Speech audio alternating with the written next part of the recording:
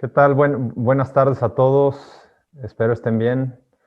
Esta semana tenemos el webinar de la semana de Infocel llamado Trademanía en México, donde vamos a platicar sobre tendencias y retos sobre las plataformas de inversión y especialmente su situación en México. En esta ocasión tengo el honor, tengo una mesa de expertos, ahora sí que de primer nivel, en plataformas de trading y de inversión. Están conmigo, por un lado, Miguel Elú. Miguel fue director por muchísimo tiempo de AxiTrade. Como ustedes saben, es una de las primeras plataformas y de las más grandes de trading en México. También tenemos a Neftalí Gómez. Neftalí es su director de Banorte y encabeza, es parte del equipo que encabeza Interbursátil, que es la plataforma de trading de la banca privada de Banorte. Y por último tenemos a Luis Tinajero, que Luis es el director de Bursanet, la plataforma, también una de las plataformas líderes en México, la plataforma del grupo financiero Actinver. Es un honor tener estas personalidades en el panel, el webinar el día de hoy. Bienvenidos, Miguel, Nefta, Luis. Muchas gracias, Miguel. Oigan, pues empezándole entrando ya en materia, empezando con las preguntas. Y bueno, nada más la idea aquí es tener una plática con los tres de forma muy casual, ¿no? La idea no es que sea yo entrevistándolo, sino que sea una plática, como les habíamos dicho, como de amigos, platicando de un tema que creo que es bien relevante para las épocas y los tiempos que estamos viviendo, y especialmente en México. Entonces, pues, adelante, y me gustaría empezar dándoles unos datos. En Estados Unidos, los activos, digamos, de inversión sobrepasan el 120, 130% del PIB. En Brasil, por ejemplo, están en 70, 80% del PIB. Y en México, pues apenas estamos en 10, 15%. Por otro lado, las cuentas de inversión en Estados Unidos, en Brasil son de 4 millones. Hay 4 millones de cuentas de inversión en Brasil, si no es que ya un poquito más. Y en Estados Unidos les digo que los top 5, los 5 principales plataformas, manejan 50 millones de cuentas, ¿no? En México vamos en 350,000, 360,000, el último dato de marzo. ¿Qué está pasando, no? La gran pregunta, ¿por qué esta diferencial? ¿Por qué México está tan atrás? Y me gustaría tal vez empezar contigo, Tocayo, Miguel. ¿Por qué cuando nos comparamos con otros países hay tan poca penetración? Sí, claro que sí. Muchas gracias por la invitación y bienvenidos todos. Y gracias por permitirme compartir este foro con Neftalí y con Luis. Sí, como bien decías, Tocayo, una de las primeras plataformas en México fue AxiTrade. La lanzamos en el año 2000 y de ahí han venido surgiendo diferentes plataformas, sobre todo en los últimos años. Y esto se debe a que cada vez los inversionistas están buscando pues, mejores formas de invertir a menores costos. Y yo creo que en México todavía nos falta mucho por hacer, ¿no? Sobre todo con los datos que acabas de compartirnos. En Estados Unidos 50 millones de cuentas, en Brasil 4 millones y aquí, como bien decías, el año pasado cerramos, según los datos de la Comisión Nacional Bancaria y de Valores, cerramos con 300,000 cuentas de inversión en las casas de bolsa, que esto representó un incremento de entre el 10 y el 11% con respecto a diciembre del 2018. Un dato interesante al primer trimestre del 2020 es que hay alrededor de 370,000, 380,000 cuentas, lo cual nos lleva a más del doble en un trimestre de lo que se abrieron el total de cuentas en el 2019. Yo pienso que es falta de conocimiento de los inversionistas de las plataformas, de la mayor difusión que les debemos de dar a este tipo de plataformas de inversión. Otro de los puntos que yo considero es el tema de la educación financiera. En México nos falta muchísimo en cuanto a cuestión de educación financiera, a todos niveles, no nada más estoy mencionando los inversionistas, ya se empieza a mencionar más lo que es la inversión, los productos financieros en los que se pueden invertir en universidades, pero yo creo que nos falta mucho por hacer en lo que son desde la secundaria, desde la preparatoria. ¿Para qué? Para que estas nuevas generaciones que vienen conozcan qué son las inversiones, en qué productos pueden invertir. Un dato bien interesante que acabo de leer de la Bolsa Mexicana de Valores que acaban de publicar, y Nefta y Luis, cuando les toca hablar, si les gustaría complementarlo con mucho gusto, es que en México, como bien decías, de la población económicamente activa, que es alrededor de 55 millones de personas, solamente 4 personas o 4 inversionistas de cada 1000 invierten en el sector bursátil. En Estados Unidos, de cada 10, 6 invierten en inversiones bursátiles. ¿A qué nos lleva esto? Uno, a que tienen mayor difusión, otro, a que hay más cultura financiera, hay educación financiera, y empezaron mucho antes las plataformas financieras en Estados Unidos y en otras partes del mundo. Por ponerte un ejemplo, en Estados Unidos tú ya puedes llevar tu plan de pensiones en tu plataforma financiera. Aquí yo creo que es lo que nos hace falta, ¿no? Educación financiera, mayor difusión y, por supuesto, darle confianza a los inversionistas. En mi experiencia en Citibanamex y en Axitrade es que la mayoría de los inversionistas, llámales banca patrimonial, banca privada, están acostumbrados a tener un asesor financiero, a tener un banquero en banca privada, en banca patrimonial, porque se sienten más seguros o simple y sencillamente porque les da miedo entrar a este tipo de plataformas. Miguel, perdón.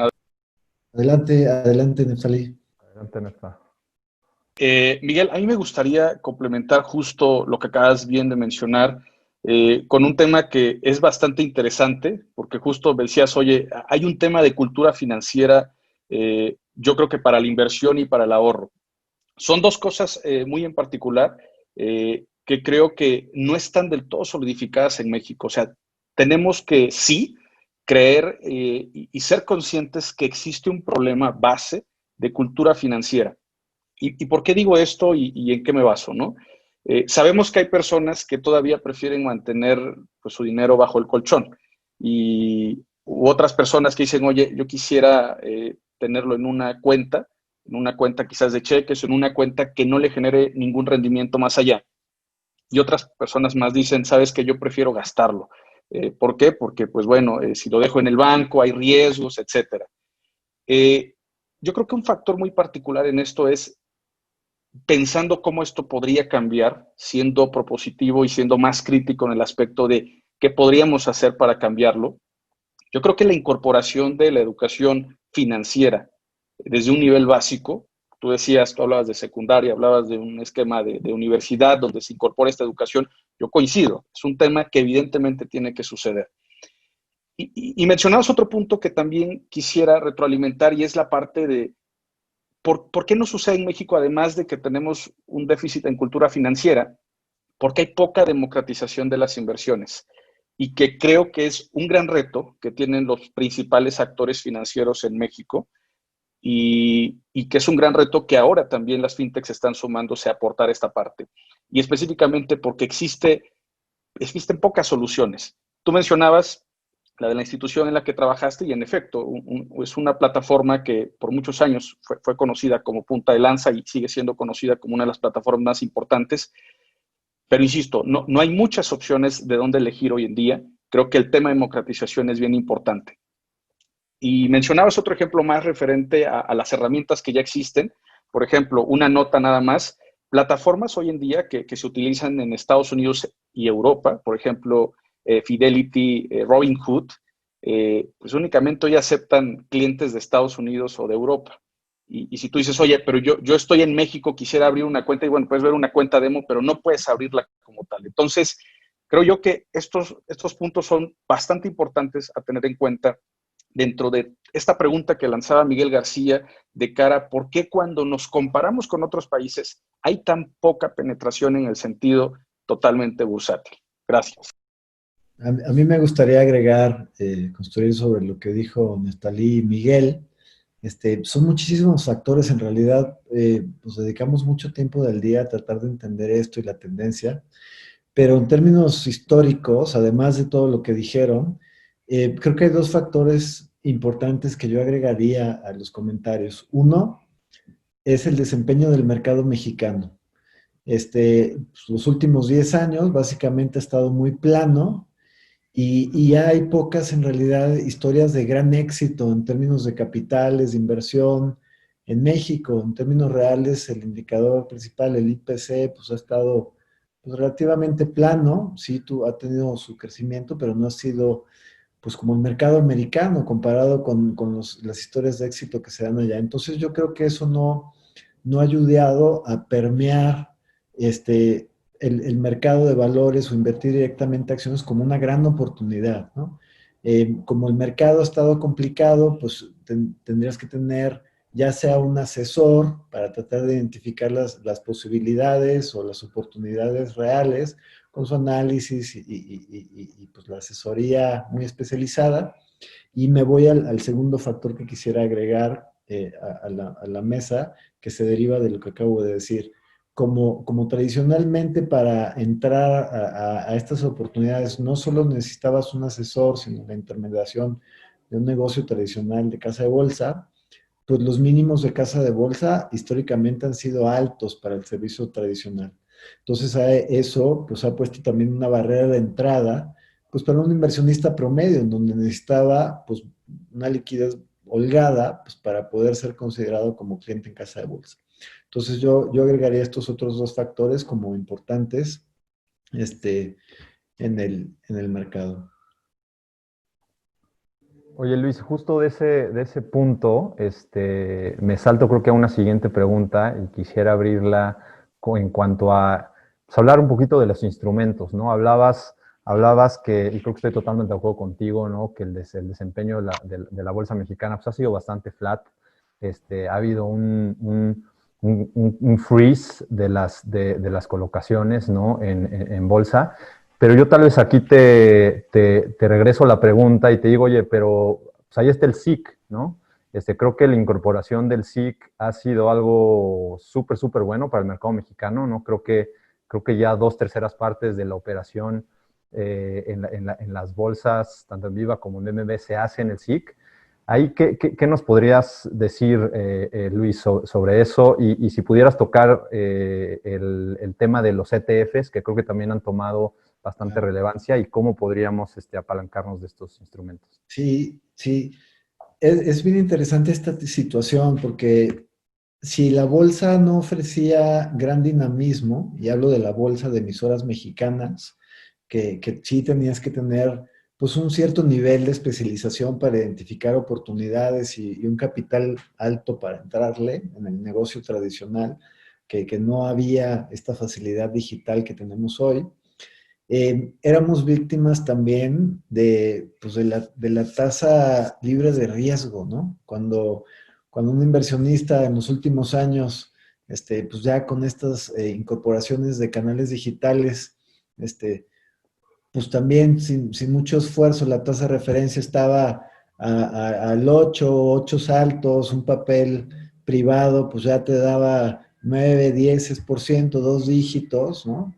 Pues en realidad decías, oye, pues estoy invirtiendo en un instrumento de deuda, estoy bien, la bolsa representa un riesgo de volatilidad alto y pues no están garantizados los rendimientos, no se ve claro, pues yo me quedo ahí, ¿no? Entonces había como un letargo también por el tema de deuda. ¿Y qué pasó entonces? No solo se desarrollaron los canales digitales, sino se internacionalizó el tema de las inversiones. Hubo una explosión exponencial en el número de emisoras extranjeras y de ETFs en el mercado local a través del SIC, pues que ya multiplica por muchas veces las emisoras locales, ¿no? ¿Y dónde estamos parados hoy ante esta caja negra? Yo creo que ese es otro de los retos, ¿no?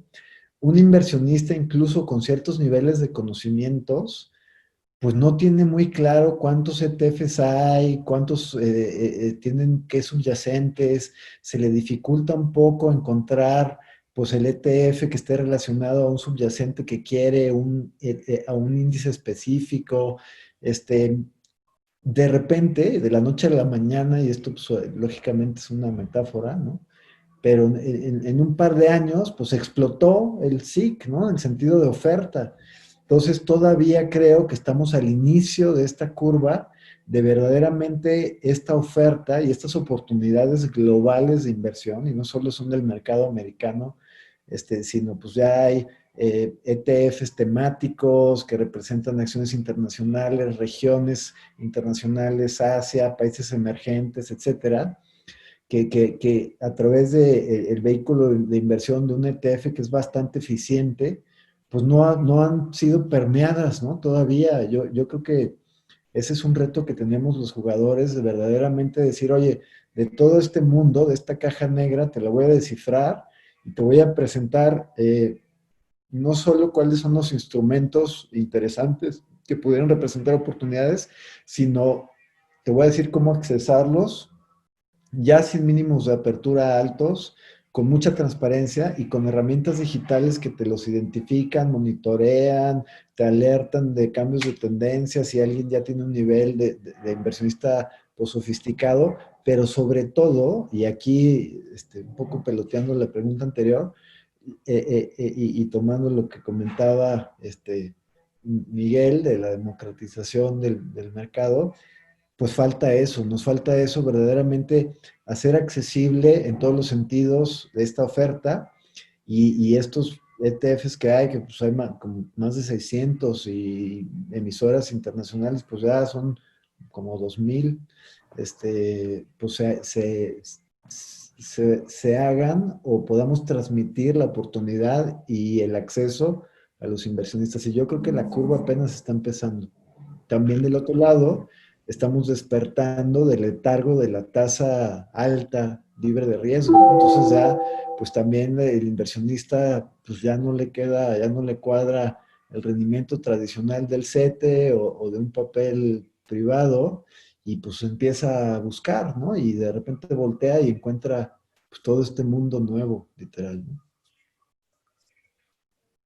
Y no sé si toca, Miguel o Nefta quisieran agregar algo. Sí, a mí me gustaría agregar algo adicional a lo que comentó Luis. Estoy totalmente de acuerdo con él. Hoy el boom que hemos tenido en el SIC, ¿no? Por poner un ejemplo, los últimos 10 años, como mencionaba, había listadas alrededor de 190, 195 acciones de empresas mexicanas.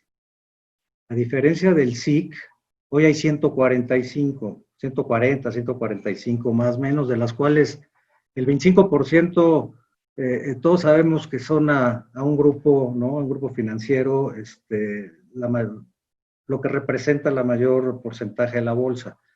Sí, yo concuerdo con Luis de que nos falta ofrecer o listar qué tipo de necesidades tienen nuestros clientes.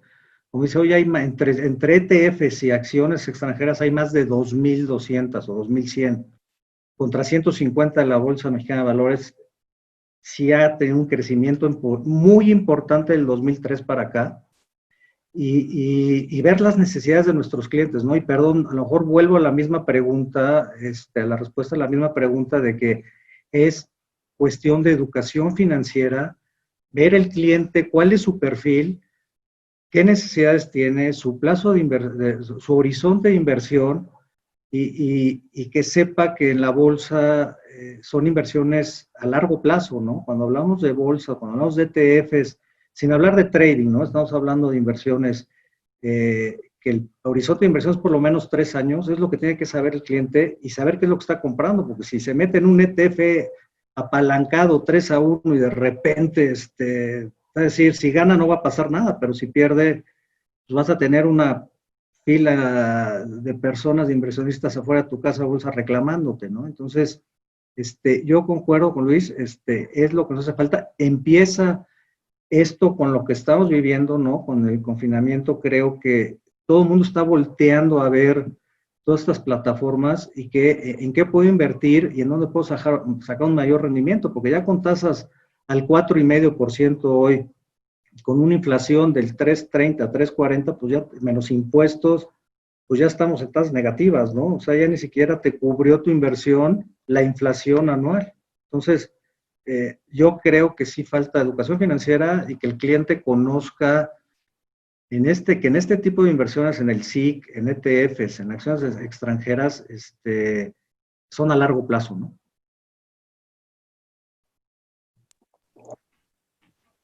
Perfecto.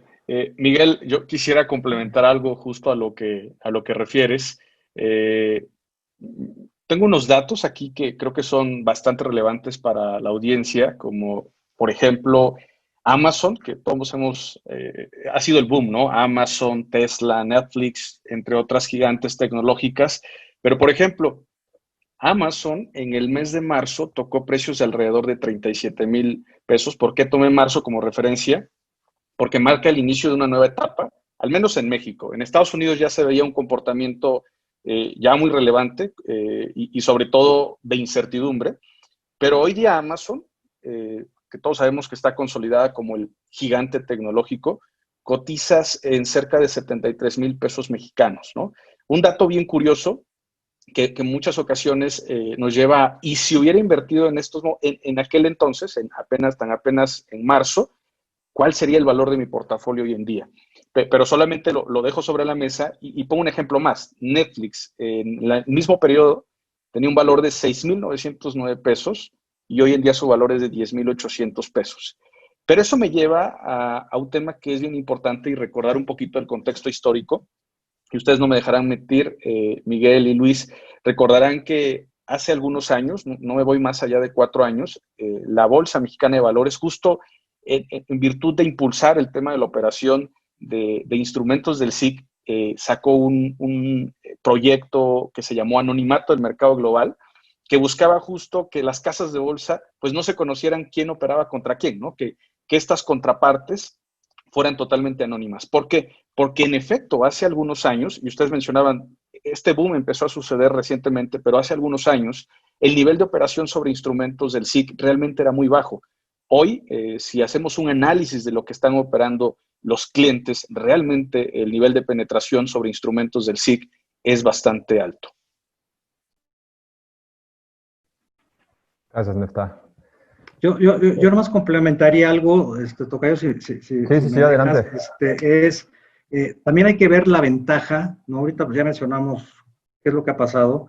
Yo también mencionaría cuál es la ventaja de invertir en este tipo de plataformas.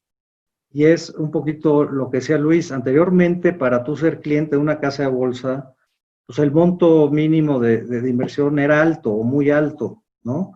Hoy la ventaja que tenemos en este tipo de plataformas es que todos los inversionistas tienen acceso a este tipo de activos, ¿no? Como comprar una acción de Amazon o comprar una de Netflix o comprar un ETF del oro, de lo que tú quieras, con montos mínimos. Entonces también eso es a lo mejor la falta de difusión que no le hemos dado los que estuvimos en las plataformas digitales o los que están en las plataformas digitales, decirle al cliente, oye, puedes abrir tu contrato con 100,000 pesos o puedes abrir tu contrato en algunas plataformas digitales hasta con 1,000 pesos. Y si quieres comprar una acción de Apple o de Amazon, la puedes comprar. A lo mejor piensan que se necesita un gran monto para poder abrir un contrato en una casa de bolsa o en una plataforma digital, ¿no? Sí, totalmente de acuerdo contigo ahí, Tocayo, y creo que pasando al siguiente punto, me gustaría hablar justo de la pandemia, ¿no? Y creo que Nefta por ahí lo empezó a tocar, ¿no? Pero creo que sí estamos como en una etapa o como llegamos como a un hito, ¿no? Y esto creo que se ve mucho más marcado en Estados Unidos, ¿no? Y por eso la razón del título del webinar de Trade Manía.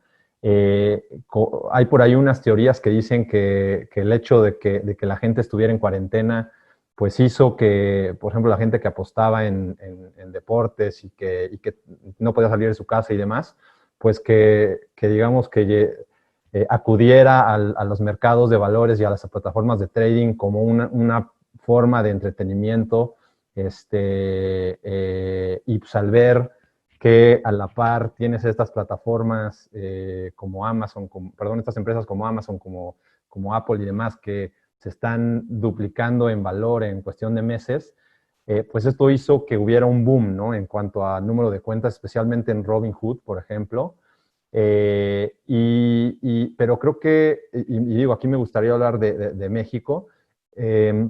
Si bien por ahí hubo un incremento, y lo mencionó Miguel, de cuentas de inversión durante la pandemia, ¿cómo vieron ustedes desde sus respectivas posiciones el efecto más particular que pudo haber tenido esta pandemia y que puede seguir teniendo, ¿no? Porque esto no acaba y la verdad es que no sabemos cuándo pudiera acabar. No sé, Luis, ¿tú cómo lo ves por allá? Sí, claro. Mira, yo creo que el incremento que se presentó en el número de cuentas o en la actividad de trading en marzo y en los meses siguientes y se está estabilizando un poco, pero sigue siendo alto, eh, pues no sé en realidad en qué medida responde al confinamiento. En realidad no, en lo personal y solo es una hipótesis, pues quizás influyó, pero yo no creo que es un tema determinante. Yo creo que para mí el driver principal de este incremento, pues fue la oferta del mercado, ¿no? Donde verdaderamente, pues muchísimas emisoras, pues estaban operando a descuento, a mínimos, pues históricos de un año, de 24 meses, de oportunidad. Y yo creo que esos mercados pues, relativamente conectados como Estados Unidos, en donde también el mercado ha estado empujando, empujando, empujando y ha tenido un desempeño histórico muy positivo en los últimos años, donde ya está muy permeado en la población, que es una oportunidad de inversión en el mercado y que ya están muy familiarizados con las plataformas digitales, pues cuando sale la oferta la aprovechan, ¿no? Entonces yo creo que se debió pues también, y te digo, es una hipótesis, se debió a eso también, al tema de la oportunidad de descuento, ¿no? En México sí vimos un crecimiento, hubo un jugador que reportó muchas cuentas nuevas, los otros jugadores digitales, incluyéndome, tuvimos un repunte también en cuentas en una proporción mucho menor. Este, sí, yo creo que fue homogenizado el incremento en cuentas y también en trading. Hubo mucho incremento en la operación en términos de corretaje, pues en general en el mercado. Entonces, yo creo que poco a poco le estamos entrando a eso. Yo creo que solo estábamos empezando y no me refiero al tema sanitario de pandemia, que bueno, pues también tiene sus asegúnes y tenemos todas estas hipótesis, información de que va a durar más, que hay un rebrote, que todo esto, ¿no? Que este no sería el foro para discutirlo, pero en ese sentido yo creo que también el mercado va a seguir teniendo muchísima volatilidad, con los factores externos, el tema de la elección de Estados Unidos, el tema europeo, el tema local, etcétera, ¿no? Creo que la volatilidad seguirá, pero creo que también ya se está permeando, número uno, que sí puedes ya ingresar a estas oportunidades, que sí ya puedes encontrar estas oportunidades extranjeras de marcas globales en México a través de un jugador como nosotros o como los demás y que sigue representando una oportunidad interesante. O sea, yo creo que apenas empezamos en ese sentido, de empezar a difundir esa oportunidad, de que la gente se empieza a concientizar. Veo aquí en el foro de preguntas, pues que hay varias preguntas o comentarios que tienen que ver con el tema de la seguridad, del riesgo, de la transparencia, el tema de pues, que tienes que ser ultra high net worth, ese tipo de cosas, que ya son paradigmas que, pues ya están pulverizados, ¿no? Este, a través del tema digital, la internacionalización, pues ya tienes mucho acceso a esto. Entonces yo creo que la tendencia, en mi opinión, solo va a ser una y va a ser al alza en tema de más desempeño, de más jugadores, de todos, ¿no? Tanto clientes retail como de jugadores que le estén entrando a este sector como intermediarios, como fintechs, como casas de bolsa que están desarrollando su brazo digital para facilitar esto, ¿no? Adelante, Nefta. Un dato bien interesante y que hace clic con lo que menciona Luis. Fíjense que de acuerdo a Google Trends es una solución de Google que permite medir la cantidad de búsquedas en este motor. De acuerdo a datos de esta herramienta, la frase ¿cómo invertir en bolsa en México? En el nivel de tendencias, tan solo si lo comparan con abril del 2019 al abril del 2020, representó un incremento muy alto, por arriba del 50%. Google, como lo mides, a través de puntos. Entonces, es un efecto bien interesante. O sea, si nos ponemos a analizar cómo está evolucionando el mercado, uno, por una parte, y dos, las personas que desean invertir, yo creo que tenemos un gran potencial de poder desarrollar algo muy bueno.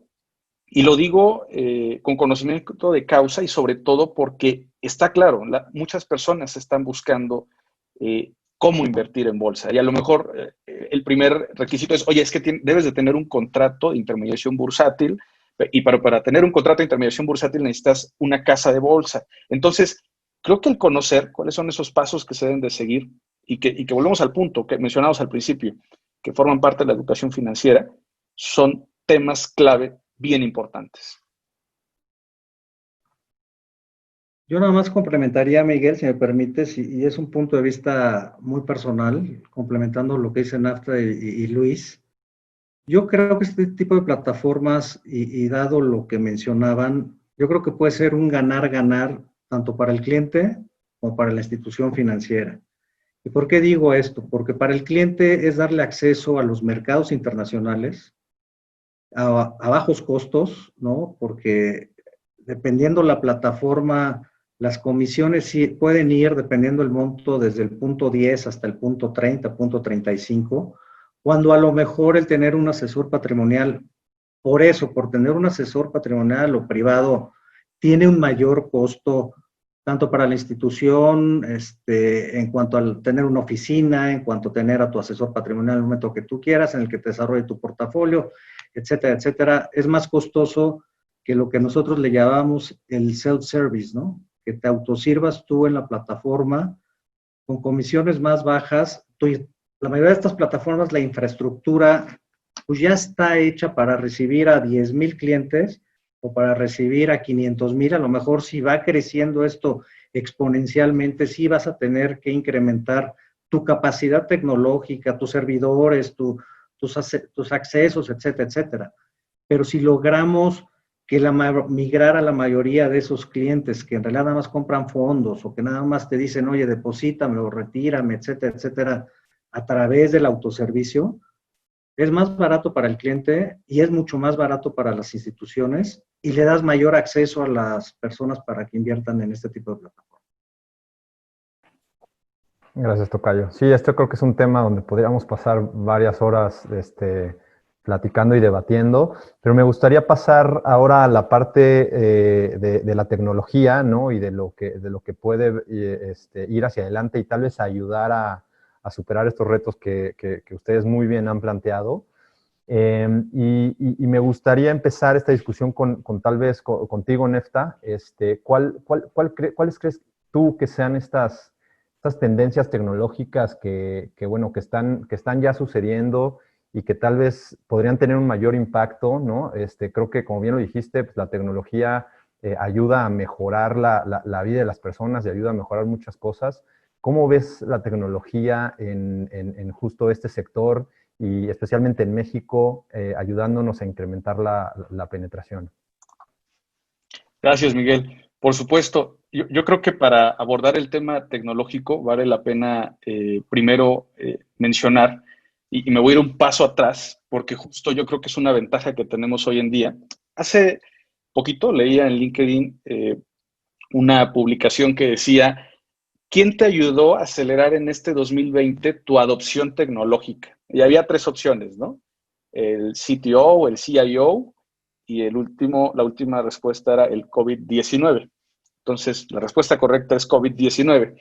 Y evidentemente es una de las cosas que son bastante atractivas. Muchos muchos escritores, muchas columnistas han dicho, en medio de la crisis siempre hay que buscar oportunidades, y creo yo que el margen de penetración tecnológica en México ha sido altísimo, el esquema de adopción también.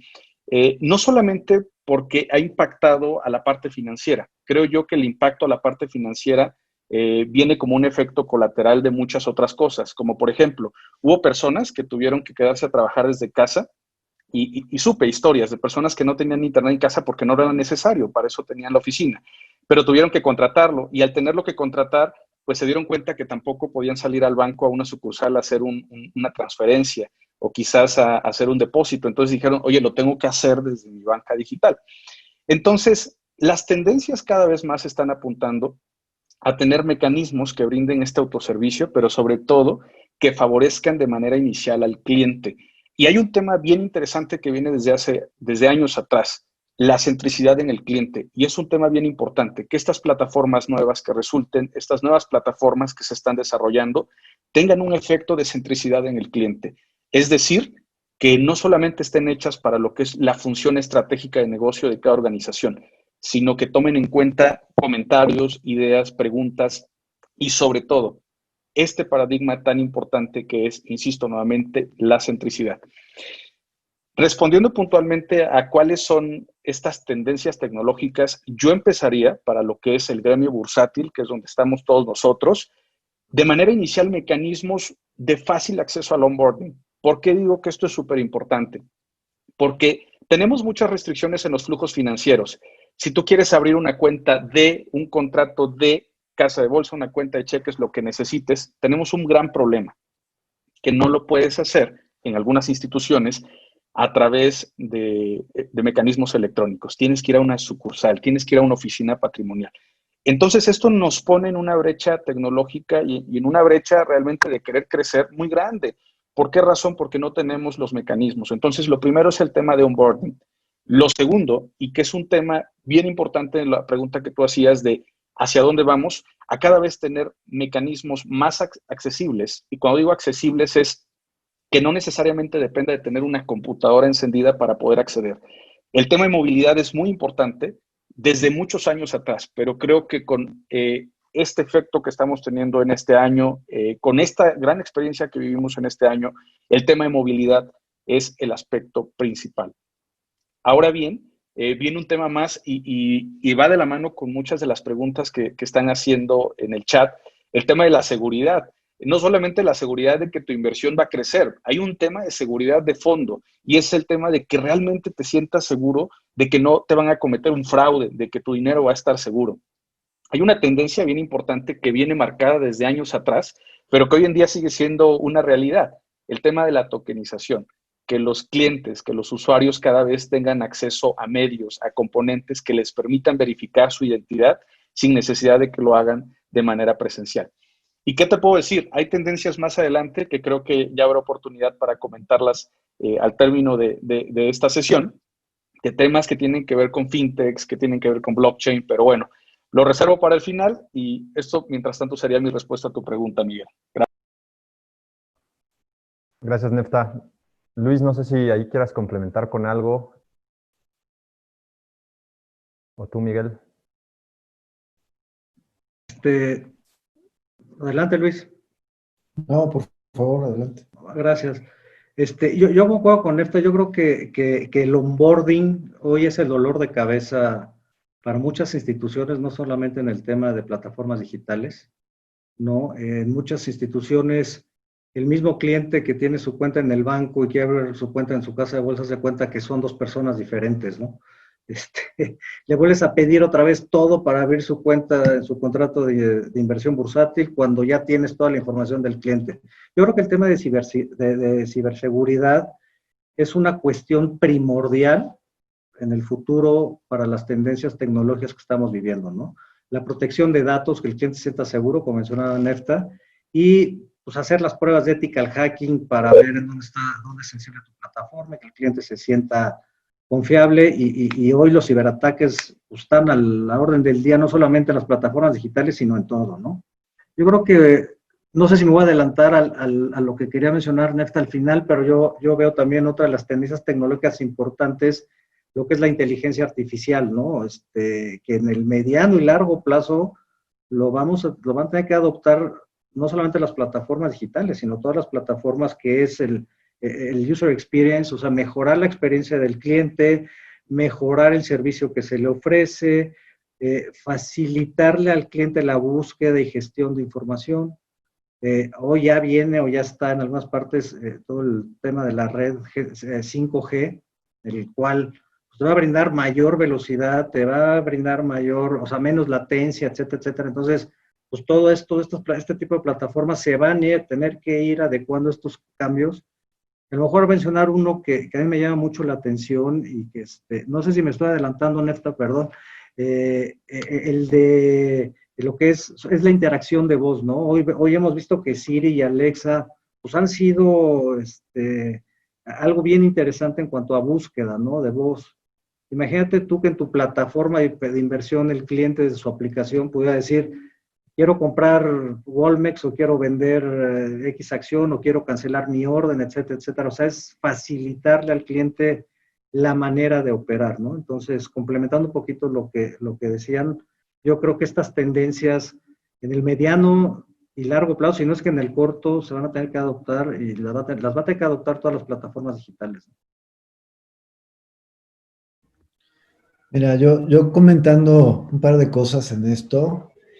El tema digital, sí, va a cambiar todo, pero ya lo cambió. O sea, ya, there's no turning back, ¿no?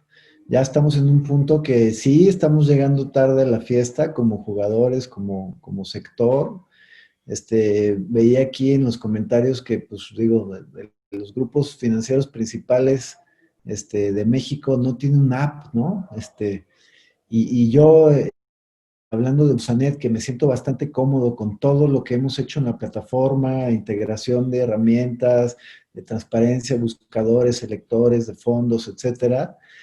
Todavía tengo y adolezco, mi pain point principal es la contratación, que todavía no es full digital. Ya estamos en pruebas para salir full digital a finales del próximo mes. Ya la regulación lo permite. Busanet te da una cuenta bancaria a nivel 4 y además el contrato de internación bursátil. Entonces, atrás está muy robusto, pero pues tengo que estar en compliance con toda la regulación de esto y pues tiene su challenge. Por eso ahorita el proceso sigue siendo pues remoto, pero no es digital y eso, o sea, yo veo que todavía pues adolecemos mucho en esto, ¿no? Digo, hay jugadores que ya tienen su contratación digital, a lo mejor nomás es un contrato de intermediación bursátil que simplifica el proceso, restringe también la oferta, pero yo creo que, o sea, todos tenemos que tarde o temprano entrarle, porque si no ya vamos a tener obsolescencia. Y más donde pues ya el futuro que ya llegó y los saltos que se representan, que lo decía Miguel, pues ya cada vez la calidad de la conexión, el 5G, o sea, ya es omnipresente y ya la experiencia tradicional de decirle a alguien, oye, ven a la oficina, ¿no? O oye, tiene que ir el asesor a asesorarte, pues cada vez suena más prehistórica, ¿no? Obviamente en México y hay un segmento de personas que va a seguir buscando asesoría personal, que se siente con más confianza de platicar con alguien más, una persona física face to face, de visitar físicamente un lugar para saber que existe, pero yo creo que ya en generaciones menores, pues ya es algo dado, ¿no? Y ya yo veía una encuesta del Economist del año pasado que para generaciones más jóvenes y comparaban, era exactamente el mismo nivel de desconfort y molestia visitar al dentista que ir a una sucursal bancaria, ¿no? Entonces, pues, o sea, ya las nuevas generaciones, pues ya ni se, o sea, ya no es debate, ¿no? Entonces, yo creo que va a haber un tipping point, pues, que ya está sucediendo, que cuando las herramientas digitales te ofrezcan una experiencia buena de transparencia, de asesoría digital, de omnipresencia, de accesibilidad, pues, más que un asesor. Ya mencionabas, y no sé si me está adelantando, el tema de inteligencia artificial, el tema de la robotización de las carteras, la identificación de oportunidades. O sea, ya el futuro ya pues es nuestra imaginación, porque además en el tema digital desarrollar, pues tiene un costo marginal, en realidad es poco, ¿no? Y cada vez se hace más barato el tema del back y de la gestión y la posibilidad de terciarización o de la conexión de los servicios abiertos de conexión a través de APIs. O sea, hay mil cosas que pues ya nos llegaron y nada más van a seguir modificando pues la experiencia, y el sector financiero pues que siempre también pues llega con rezago, pues le va a suceder lo que otros sectores ya son clarísimamente digitales en predominancia, ¿no? Es mi opinión. Claro. Gracias, Luis. Y ahí nada más, nos quedan 10 minutitos, pero sí me gustaría tal vez hacer una última pregunta y les pediría que contestándola traten de, pues de concluir, ¿no? O de sumarizar la participación. Y, voy a combinar aquí un par de preguntas que tenía yo pensadas junto con una que uno de nuestros usuarios nos pregunta. Y creo que tiene que ver con el tema generacional, ¿no? Y el hecho de pues, que toda esta generación de usuarios y de clientes que predominaban en estas famosísimas 300,000 cuentas que duraron por mucho tiempo, pues de cierta forma ya están o van a ir de salida, y la nueva generación que viene, pues tal vez no es una generación que entiende, y creo que tocamos el tema educativo, pero que está tal vez muy familiarizada con aplicaciones muy fáciles de usar, ¿no? Redes sociales, vimos el fenómeno de TikTok, por ejemplo, pero el mismo Robin Hood, ¿no? Yo creo que el éxito de Robin Hood, y está bastante documentado, es que pues, hicieron de cierta forma como un juego, ¿no? El poder tradear. Y entonces, más bien mi pregunta va hacia allá, ¿no? ¿Cómo, pues, qué depara en el futuro, ¿no? ¿Qué tenemos que hacer los players y las casas de bolsa en México para pues, lograr hacer esa transición de esa generación que estaba acostumbrada a, pues, tal vez, agarrar el teléfono y hablarle a un asesor, y ahora tal vez los hijos o la siguiente generación, pues ya ni siquiera usan el teléfono, ¿no? Y todo es el celular, todo es que el videíto, que el swipe, que no sé qué. Pues bueno, estás viendo temas como criptomonedas, ¿no? O sea, a mí me llama la atención que Bitso ya le pegó al millón de cuentas, por ejemplo, ¿no? Se me hace increíble. Y luego estás viendo temas como lo que dijo Luis, ¿no? Los robo-advisors, que pues ya están prescindiendo del factor humano para poder hacer una cartera ajustada y personalizada a las necesidades de los clientes. Entonces, ¿qué sigue, no? ¿Qué sigue para el futuro, especialmente en México, y cómo podemos hacer esa transición? Nefta, adelante. Gracias, Miguel. Yo creo que uno de los aspectos más importantes de qué podemos hacer, y sobre todo porque hay una pregunta que justo y un tema que mencionaba aquí en el chat, Carlos Valderrama decía, oye, hay que considerar los productos financieros de inversión, pues principalmente están constituidos para una generación muy, muy específica. Y voy a poner un ejemplo. Tú mencionabas Bitso, yo voy a mencionar una fintech mexicana que se llama Flink, perdón. Esta fintech mexicana tiene una característica bien peculiar que yo creo que no nos hubiéramos imaginado en años. Dice, te permito comprar y vender desde 30 pesos acciones. Y tú te preguntarás, ah, caray, ¿en qué momento de la historia cambió que puedo comprar 0.05 de acciones? Y viene un paradigma atrás, que la forma como hoy en día se operan las criptomonedas justamente es así. Es decir, pues tú no compras un Bitcoin completo porque quizás el monto para comprar un Bitcoin es bastante alto, pero este tipo de generaciones del que estamos hablando y este tipo de tendencias hacia donde van y hacia el futuro, lo que están buscando es, sí, hay un tema de productos que no están identificados con estos productos financieros que tenemos en México, pero buscan un fácil acceso. Ya hablamos del medio, ya hablamos de ponerles un mecanismo de onboarding digital, de poner una plataforma tenga accesibilidad móvil, pero hay un tema de fondo y es el producto que como negocio vendemos. Creo yo que el aspecto de que este producto tú puedas acceder a él sin tener quizás un capital de inversión muy grande, facilita enormemente que los actores involucrados en el medio puedan tener una mayor captación de clientes. Respondiendo a este punto en particular, creo yo que es un tema clave. Cuando yo lo vi, la verdad me llamó bastante la atención y me dio curiosidad de saber cómo le hicieron para hacerlo. ¿Por qué razón? Pues porque la bolsa no te permite hacer compra y venta de medio título. Pero no es un tema de si te lo permite o no te lo permite. Es un tema de que ya lo lograron y ya lo hicieron. Entonces, es un tema que marca la diferencia, es un tema bien disruptivo y bien importante. Para redondear mi participación y terminar de cerrar esto y tocar los puntos claves de a dónde vamos, qué nos prepara el futuro, yo quisiera decir, muchas de estas cosas se aceleraron con el efecto de la pandemia y evidentemente yo diría, ya que no es lo que nos prepara el futuro, es lo que está ahorita y tenemos que hacer sí o sí.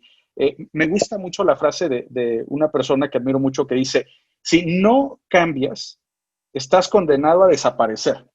Y es la realidad, y es para todos los actores financieros. Y creo que una de las cosas que están haciendo las fintechs es tomar esa ventaja que no estamos viendo muchos actores financieros. ¿Qué es lo que sigue?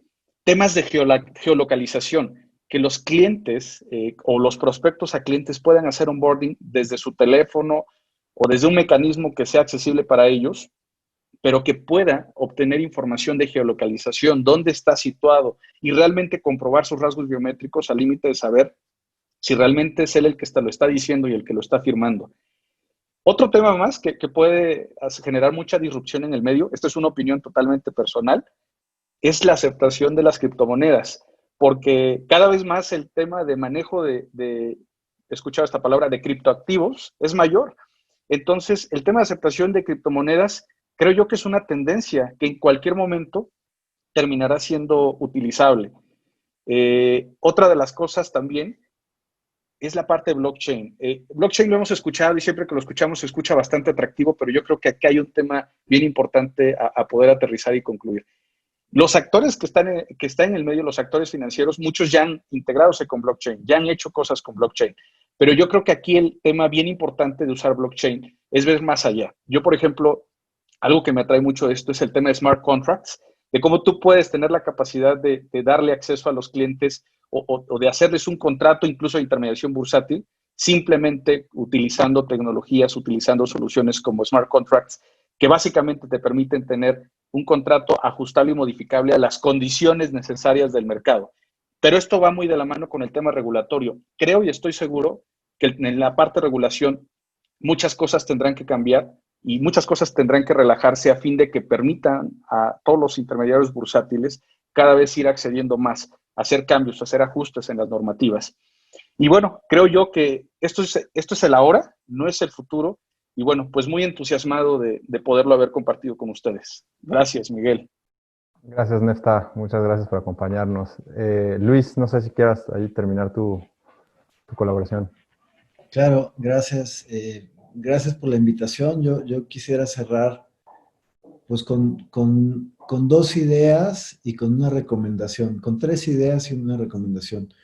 ¿Qué necesitamos o tratando de responder a tu pregunta? Yo diría que hay tres cosas que son el challenge general. Número uno, democratizar la información. Y esto, pues, como también te toca a ti, ¿no? Considerando que representas a Infocel. Y me refiero a democratizar la información en todos los niveles.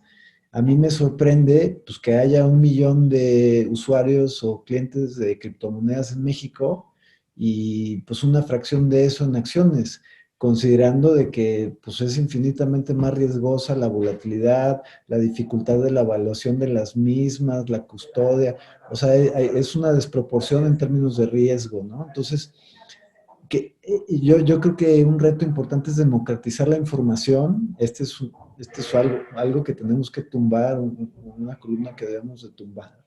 Jugadores como Infocel o como nosotros, explicar de una manera democrática y fácil qué es una criptomoneda, qué es una acción, para qué sirven, los riesgos que tienen, las garantías y seguridad que ofrecen, etcétera. Yo creo que esta es la primera. La segunda tiene que ver con el acceso. y la experiencia. Tenemos que seguir facilitando la experiencia de acceso, bajando las barreras de entrada, no solo en monto para inversión, que esto está sucediendo ya, y pues Cúspide abres la cuenta desde 100 pesos, etcétera, digo, menos, pues ya está difícil. Bursanet básicamente la puedes abrir igual. Pero de barrera de entrada me refiero a la experiencia, a la contratación del contrato o a perfeccionar el contrato con toda la seguridad posible, y en la experiencia de inversión, pues seguir investigando la mejor interfaz o las acciones que garantizan la mejor experiencia, y obviamente utilizar pues inteligencia artificial y la robótica y todo lo que nos puede ayudar a gestionar, identificar y facilitar las oportunidades. Esa es la segunda. Y la tercera, que creo que falta mucho en México, es fomentar la visión a largo plazo, ¿no? Lo mencionaba Miguel, oye, pues invertir en bolsas a largo plazo. Y a mí o sea, tengo cortocircuito también cuando alguien invierte en criptomonedas y dice, oye, no, pues es que invertir en acciones es riesgoso, ¿no? Si alguien pusiera un restaurante, pues no todos los días va a vender lo mismo, puede irle muy mal en la pandemia al restaurante y después puede ya abrir y ser súper rentable. Yo creo que eso regresa al punto inicial, tratar de democratizar esta información y verdaderamente fomentar el largo plazo y decir, oye, y esto adolece básicamente todo el mundo, la idea de tener pues una partida que sea una inversión a larguísimo plazo, pues es básicamente todas las culturas latinas la adolecen, ¿no? Nadie invierte a largo plazo y todo el mundo pues quiere cascarle o quiere meterse y ver rendimientos, pero digamos una disciplina sostenida y una visión a largo plazo falta. Y yo quería cerrar con una recomendación y no sé si todos los que asistieron ya inviertan. Hay una encuesta que hace BlackRock todos los años, que les recomiendo la vean. Es interesante, se llama Global Investor Pulse. Y este año, pre-pandemia, la publicó y habla de aspectos más psicológicos de la inversión. Y lo que me llamó mucho la atención es que no importa el nivel socioeconómico o edad o condición de la persona que da el primer paso a invertir, olvídense de obtener rendimientos o tener un portafolio extraordinario o rendimientos sostenidos, nada. Simplemente haber dado un paso a invertir, abrir una cuenta y poner la que sea cantidad de dinero, casi a la mitad de los entrevistados les provocaba un sentimiento de bienestar inmediato. Entonces, yo creo que eso es algo de lo que necesitamos mucho ahorita, y los que no lo hayan hecho, pues ya den su primer paso, y yo creo que es el más importante para empezar a invertir y empezar a meter. Entonces, pues gracias por la invitación, y a través de ti, obviamente, cualquier duda que no se pueda contestar aquí, que yo pueda colaborar, con mucho gusto. Gracias, Luis. Excelente recomendación ahí al final. Ya nos pasamos un poquito del tiempo, pero Tocayo, si puedes cerrar ahí con una breve participación, sí. y te agradezco. No, gracias a ustedes. Muchas gracias por la invitación a Infocel, y un verdadero gusto haber compartido este webinar con Nefta y Luis y todos ustedes, todos los participantes. Yo voy a ser muy breve para concluir, y yo la verdad es que pondría 3 puntos solamente sobre la mesa que yo creo que debemos de tomar en cuenta, ya no en el futuro, porque como decía, en el futuro ya llegó. El primero, y perdón que insista, es el tema de educación financiera. Es bien importante el que todos conozcan qué tipo de inversionista es, qué instrumentos están comprando, porque como decían, las criptomonedas no tienen riesgo, no, sí, también tienen riesgo y mucho. Entonces yo creo que es bien importante el tema de educación financiera. El segundo es el servicio al cliente, llamémosle servicio al cliente en todos aspectos, desde el onboarding hasta el poderle ofrecer a los clientes o a las nuevas generaciones que hoy están acostumbrados a eso, que en una sola plataforma puedan encontrar todo lo que necesitan y no estar brincando de su banca digital a la cuenta de inversiones y de la cuenta de inversiones a pagos o de la cuenta de bancaria para solicitar una tarjeta de crédito, que en un solo lugar, en una sola plataforma puedan encontrar tanto servicios financieros como servicios de inversión. Creo que eso sería bien, bien importante para las nuevas generaciones. Y la última, y era parte de los chats que estoy organizando, es, sí, concuerdo que los instrumentos o en lo que hoy se invierte son muy tradicionales, ¿no? Hoy yo creo que hay que empezar a ofrecerles otro tipo de instrumentos, otro tipo de inversiones adecuadas para estas nuevas generaciones que vienen, ¿no? Ya hablamos mucho de energías limpias, o sea, de cosas que vinieron a cambiar el mundo y que tenemos que ofrecer ese tipo de cosas. Un ejemplo, nada más para finalizar, Tesla, el valor de Tesla es mayor a las 5 principales o 5 automotrices del mundo, ¿no? Entonces, ¿qué es lo que nos está diciendo? Llámale Tesla, llámale Nikola, llámale las que tú quieras. Todo eso vino a cambiar el mundo. Entonces, a lo mejor ya los autos tradicionales ya no van a funcionar, sino van a ser a través de energía solar o de alguna otra forma, ¿no? Entonces, sí hay que cambiar los productos y las inversiones para las nuevas generaciones, ¿no? Yo concluiría con eso y nuevamente muchas gracias a todos. Gracias, tocayo. Pues muchas gracias a todos. Con esto concluimos el webinar de esta semana. Lo vamos a estar, esta sesión se grabó, lo vamos a estar compartiendo en redes sociales. Si alguien quisiera el contacto de algunos de los panelistas, con gusto escríbanos y se los compartiremos, si me permiten los mismos panelistas. Gracias a todos por la presencia. Nada, cuídense y nos vemos en el siguiente webinar. Gracias. Gracias. Hasta luego. Hasta luego, muchas gracias. Gracias a todos. Hasta luego. Hasta luego.